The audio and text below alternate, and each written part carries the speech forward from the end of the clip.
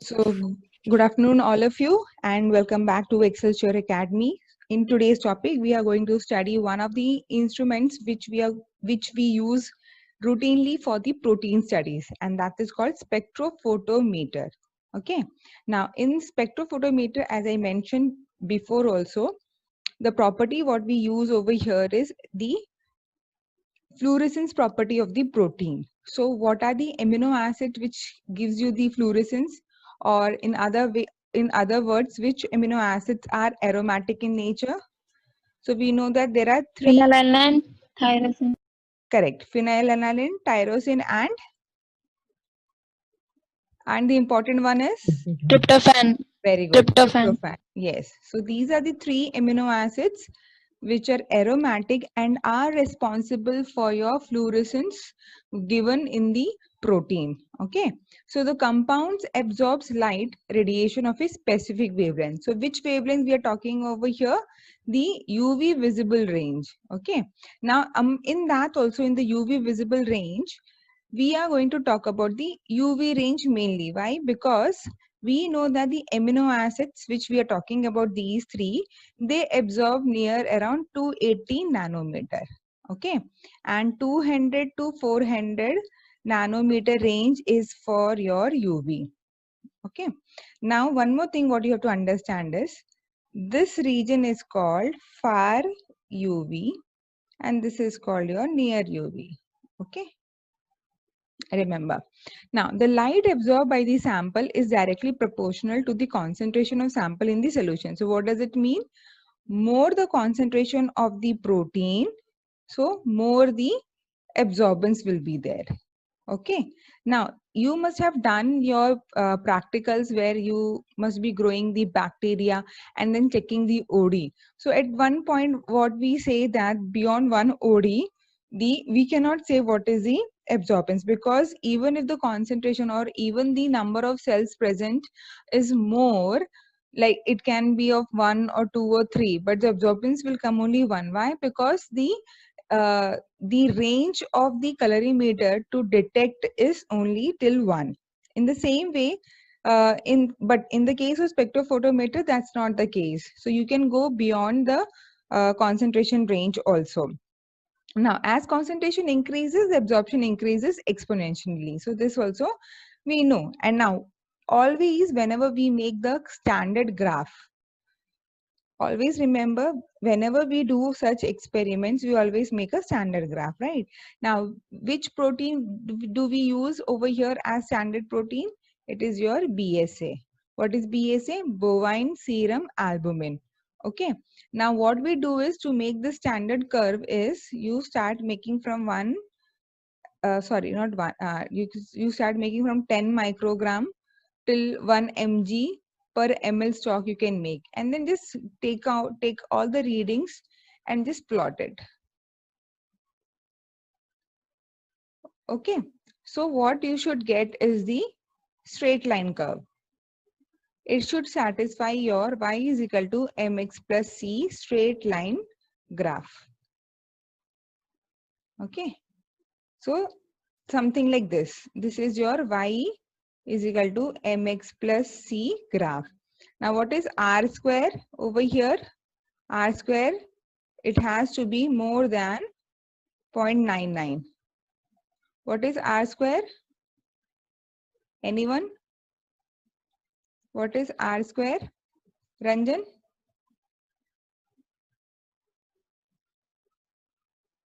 Bhavika, anyone? What is R square in any graph? It is the regression coefficient. Okay. So this also we need to study once we start the biostats. Please remember, R square means regression coefficient. Now, if your straight line is having R square of 0.99, it is a very good graph. If it is your 0.97 or 0.96, then you need to repeat your standard graph. Okay. Now, what is the principle behind spectrophotometer? So it is the absorption of light by molecules. So now which molecules are we talking about over here? It is the proteins, and it is the Beer-Lambert law or Lambert-Beer law. Wide range of biomolecules absorb light at characteristics at characteristic wavelengths, just as tryptophan absorbs light at 280 nanometer.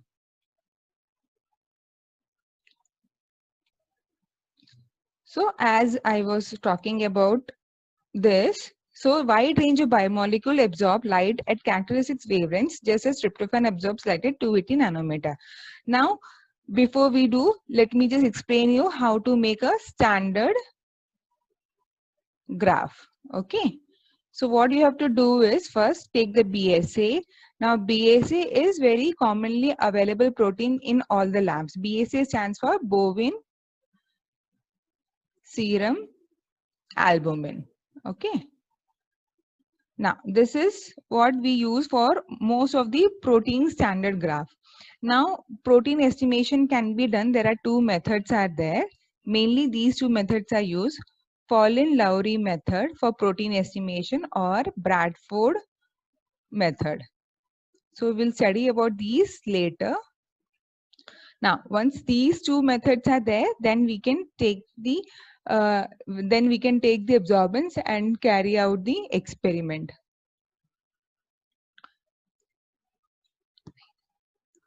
So how you are going to do this thing? So make the standard first.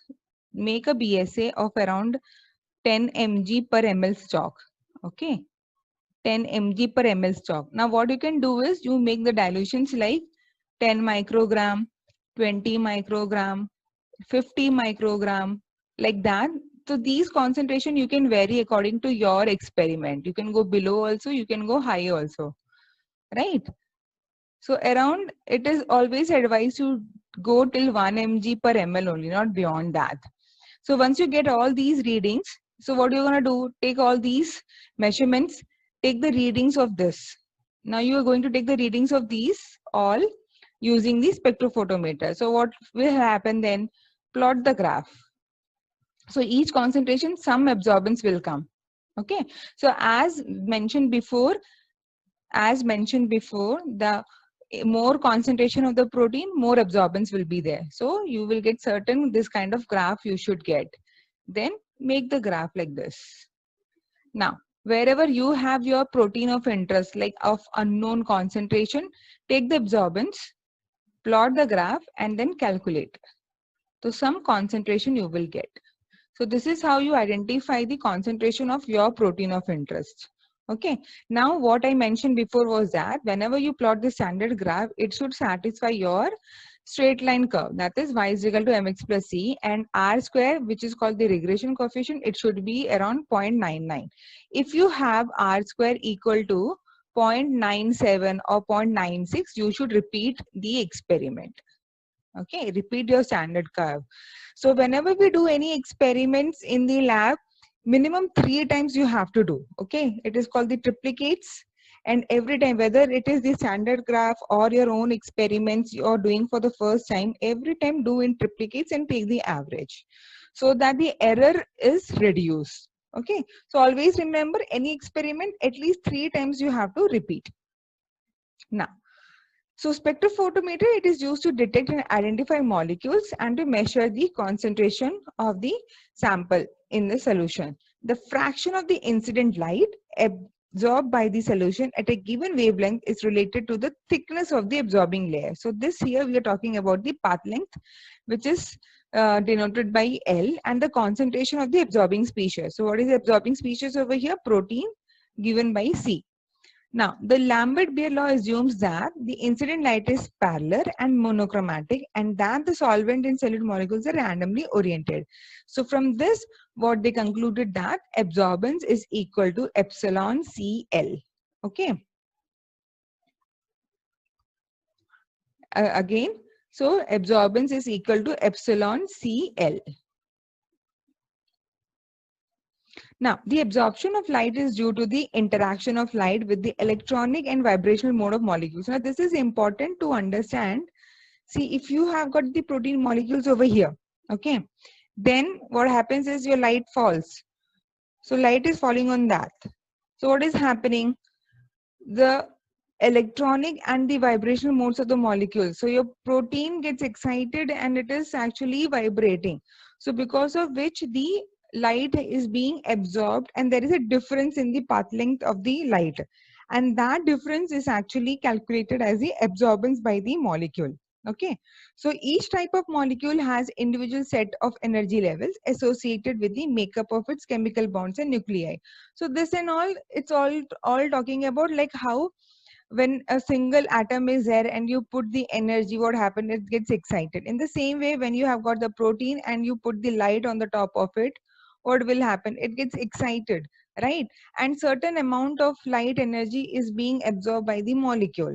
So what happens, the spectral property changes of that particular protein. Okay, now there are certain instruments which will, you know, give you the difference. So if you have got two proteins, let us say that hemoglobin is there and myoglobin is there. Okay, now when you do in the UV spectrophotometer, what will happen, both of this will give you different reading. Even if you take 1 mg per ml concentration, they will give you different readings. Okay, why? Because of their protein spectral property is going to vary. Now there are certain instruments, for example FTIR. Okay, just remember, no need to study this thing, it is Fourier transform infrared spectroscopy. Okay, now what is the application of using FTIR? So if I have got hemoglobin and myoglobin, so what will happen,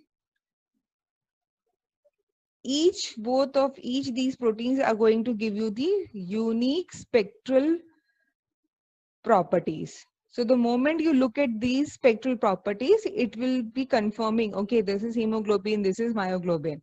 So each protein is going to have the unique spectral properties, and this can be studied using the FTIR.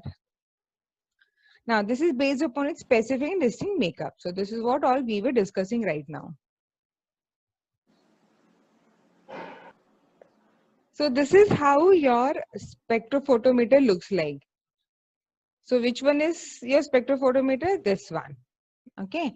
So what you have to do is, this is your system where you actually get the graph, the scan or the readings. Then over here, you open this thing and then put your qubit over here. So one will be blank and one will be, when will you have your sample.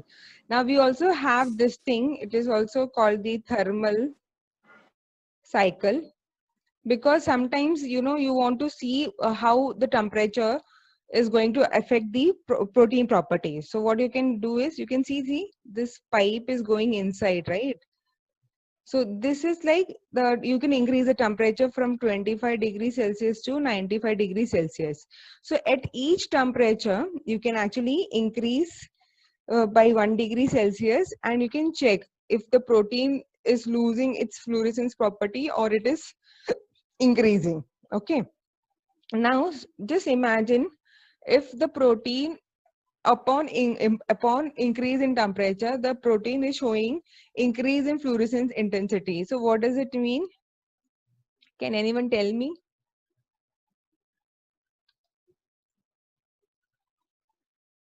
So let's say that increase in temperature is there. Okay, with increase in temperature, the protein fluorescence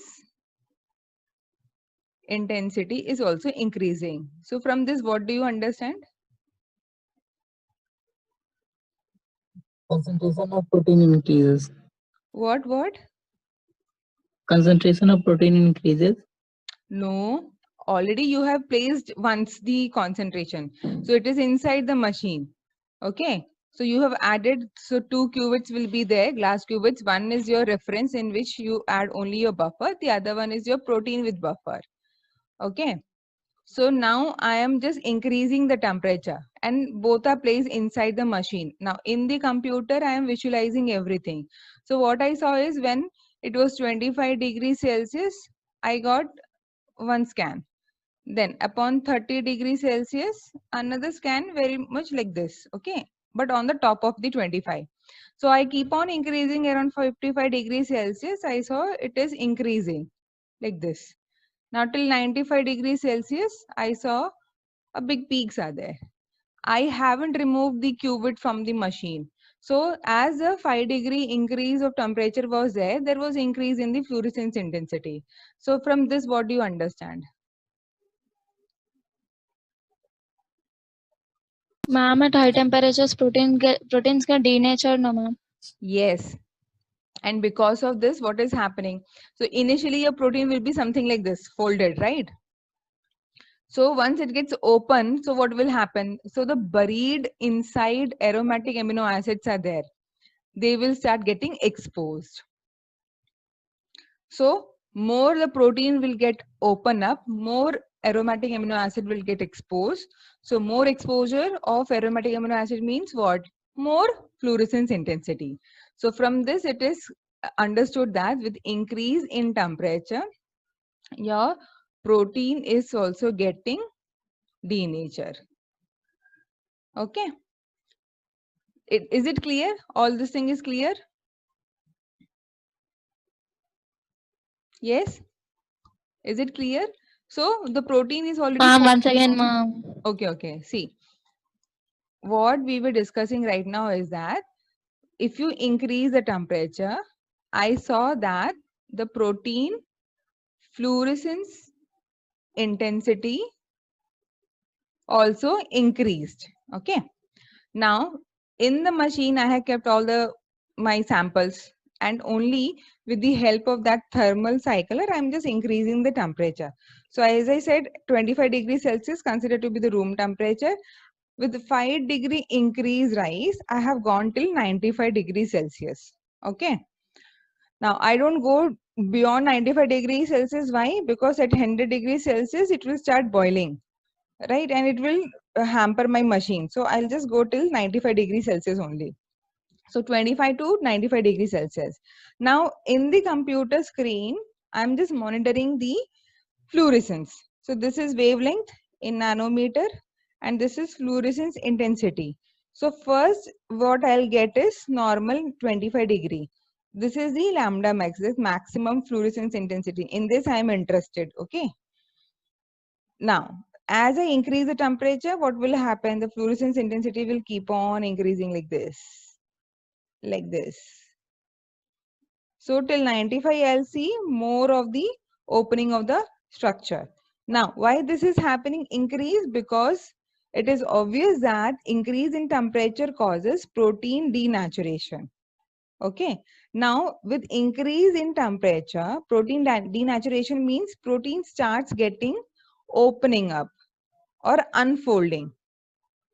So initially, I know that the protein is something like this, folded. Now, whatever the amino acids which are present on the top, okay, the fluorescence intensity, as I mentioned before, it is because of the aromatic amino acids, correct? So if suppose these many were present, you will get this much intensity. Now, as the temperature start increasing, what will happen? More buried amino acids, aromatic amino acids will get exposed. Do you agree? So this protein is now getting open up like this. So when it gets open up, all the aromatic amino acids are getting exposed. Now, once these aromatic amino acids are exposed, what will happen? There will be increase in the fluorescence intensity. Correct? So from this, we understand that when there is increase in temperature, the protein denaturation occurs by opening up of the polypeptide chain. Are you getting the point now? Yes? Yes, ma'am. Okay. So let's go back now. It consists of two devices, spectrometer and the photometer. Okay, so this is spectrometer to measure the light, photometer which indicates the photoelectric detector that measures the light. Okay, so this is just to understand only, no need to remember over here. So these are different parts. Now light source is there, of course, in order to get the monochromatic source of light, that is your xenon lamp is there, sodium lamp is there. Then collimator, it transmits a straight beam of light. So if you see the structure over there in the spectrophotometer, so you have got the light source and the sample, light source in the sample. So you have collimator which will throw the light straight onto the sample. Okay, instead of having the scattering light, we don't have the scattering of light. Only one straight line of light beam will fall on the sample. Okay. Now monochromatic split the light into its component wavelength. So either you can have one source of light which is falling on the sample, and sometimes we also have the splitter. So what will happen? This will split and also fall on the reference, that is your blank. So usually in the colorimeter, what we do is we take the first blank reading and then we take the sample reading, and then in the calculation we minus the blank reading. Here what you have to do is, if you keep the blank before itself, you don't have to subtract later. So at the same time it will just get the cancel off. Okay. Then wavelength selector. So sometimes you can use 280 nanometer for protein if you're studying something else. Like for example, if you're doing Follin-Lowry experiments, so there you need 600 nanometer. So you can change these readings. If you're using Bradford, then you need 550 nanometer range. So depending on the requirement, you can change the wavelength. Okay, so what is the mechanism over here? The photometer detects the light absorbed by the sample as a light from the slit is passed through the solution, and then it sends signal to the galvanometer or digital display. So simple. So light source is there, collimator is there, which is focusing all the light source on the monochromator. Now from the monochromator, it is going to the slit and only one single beam of light is passing through the sample. So this is your incident light and this is your transmitted light. Okay. Now this transmitted light falls on the detector, which will give you the reading. So this is the general mechanism behind the spectrophotometer. Okay. Now, so this, as already mentioned, so Beer-Lambert's law is nothing but absorbance equal to epsilon L into C, where it is a molar coefficient, length of the solution and concentration. So most of the time the L is given as 1 centimeter. Okay, so you can get directly the absorbance and the concentration of the sample. Now this is the absorption spectrum of the chlorophyll A. So we know that chlorophyll is responsible for giving green color to the leaves. So from this, what can you understand from this graph? It is the absorption spectrum of chlorophyll.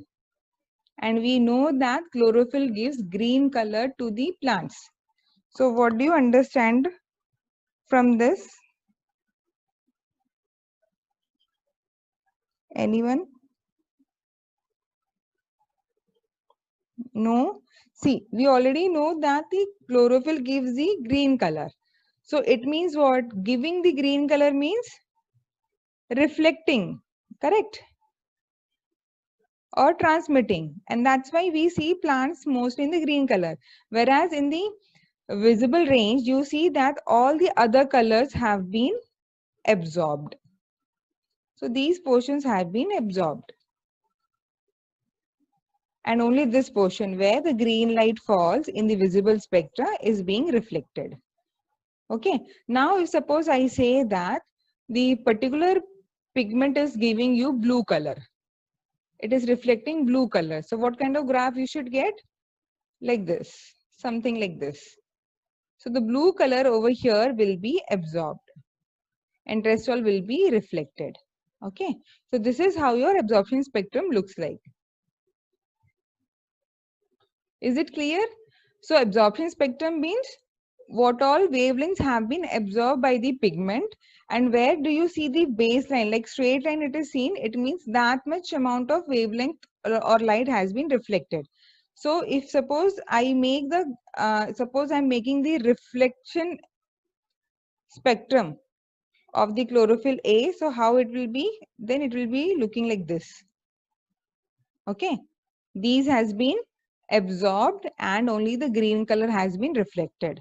Just the opposite. Am I clear now? Yes?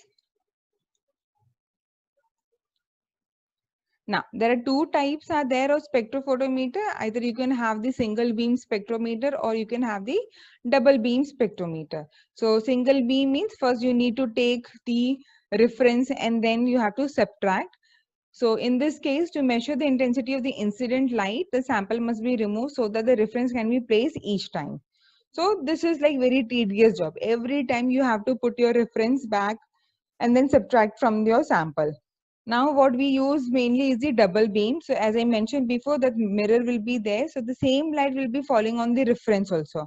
So you don't have to subtract again and again every time. So that will be subtracted at the same time from the sample. And what you get on the detector is the whole, only the readings from the sample only. Okay. So this is the difference between the single and the double beam. So nowadays mainly what we use is the double beam. Now, what are the sequence in the spectrophotometer? This, even if you go through, you will understand. The light source is shown onto the monochromator, diffracted into rainbow, split into two beams. So one falls on the sample, the other falls on the reference. Now, these fractions of the incident wavelengths are transmitted through, reflected from the sample and the reference, and these falls on the photodetector, which are then again converted into the readings. Okay, so what we get finally is the absorbance. Now, what are the application? It is for use for the protein estimation to make the standard graph. And as I already mentioned, it is the Follen-Lowry and the Bradford's reagents. So I'm not sure whether in the lab you have done your protein estimation, but Follen must be carried out. The spelling is Folin, okay? Now, the types of spectrophotometer, so visible light spectrophotometer. So when I say visible light, it means what? It is ranging from your 400 to 700 nanometer range. So only colored solutions, you can take the readings over here. Okay. So you cannot take your pure protein sample reading. Either you have to add certain dyes or reagents, then only it will be detected. Now, UV visible, you can use it because it's ranging from your 190 nanometer. So that is like from UV range, it is starting. So here you can use your pure protein sample directly at 280 nanometer. You can calculate the readings or the absorbance. Okay. Then near infrared. What do you mean by near infrared? So infrared means it is going to be your 700 nanometer, correct? 400 to 700 is your visible. 700 is your red wavelength, correct? So near the red, that is 700 nanometer, it is called your near infrared spectrophotometer. So again, it is same is there. The only difference is that instead of UV, here you're going to have the infrared. So this basically, it is used for your material chemistry, like, you know, which have got these solids, different types of matrices are there, or protein fibers are there. For this, the near infrared is used and not for the protein people or for the biochemists. Now, fluorometer is very important for us because in this we get the fluorescence. So now when we were talking about the thermal cycler and the protein fluorescence intensity, instead of using UV visible spectrophotometer, we can use the fluorometers also. So all those protein characteristic studies we can do using the fluorometers. So first is characteristic study of proteins. Remember in the last class I said it is the studying the molecular weight or how many subunits are present in the protein, correct? The second thing is whether the protein is stable at high temperature, at high pH or extreme pH, or in the presence of the urea or chemical denaturants. So all those studies can be done using fluorometers. Okay. So that was all about the spectrophotometer. Thank you for listening. So now we can have the doubt session.